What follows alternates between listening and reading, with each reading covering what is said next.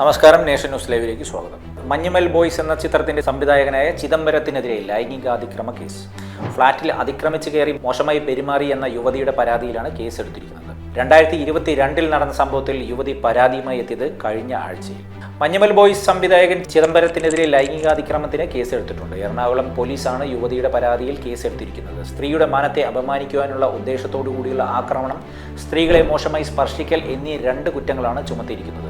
BNS 74, 75, 79 തുടങ്ങിയ വകുപ്പുകളാണ് ചുമത്തിയിരിക്കുന്നത്. 2022 യുവതിയുടെ ഫ്ളാറ്റിൽ അതിക്രമിച്ച് കയറി ലൈംഗിക ഉദ്ദേശത്തോടുകൂടി പെരുമാറി എന്നാണ് കേസ്.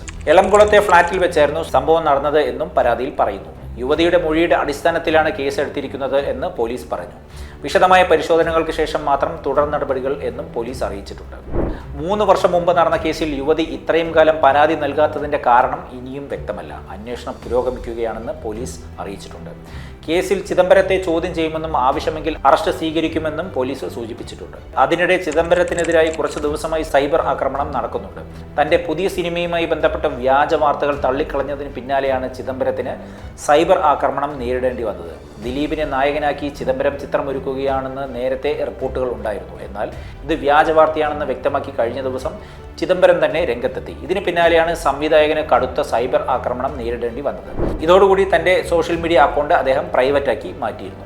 ഒരു പ്രമുഖ നടനെ നായകനാക്കി ഒരു സർവൈവൽ ത്രില്ലർ ഒരുക്കുന്നുവെന്നത് വ്യാജ വാർത്തയാണെന്ന് പറഞ്ഞ ചിദംബരം ചവർ പോസ്റ്റ് ചെയ്യും മുമ്പ് ഉറപ്പുവരുത്തണമെന്നും താൻ സർവൈവൽ ത്രില്ലർ സ്പെഷ്യലിസ്റ്റ് അല്ല എന്നും പ്രതികരിച്ചിരുന്നു. ഇതോടുകൂടി നടന്റെ ആരാധകർ സംവിധായകനെതിരെ തിരിയുകയായിരുന്നു. അതേസമയം വ്യാജ വാർത്ത നിരസിച്ചതിന്റെ പേരിൽ സംവിധായകനെ ആക്രമിക്കുന്നത് എന്തിനെന്ന് സോഷ്യൽ മീഡിയയിൽ പലരും ചോദിക്കുന്നുമുണ്ട്.